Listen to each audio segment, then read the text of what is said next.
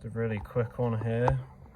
I'll do a follow-up video if it doesn't repair the fault, but it's a Nintendo 64. No video output, just a blue screen.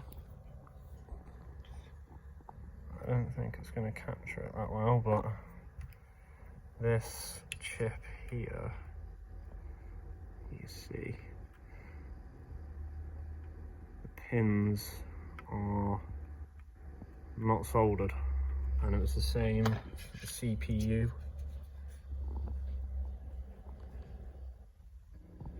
So hopefully that fixes it.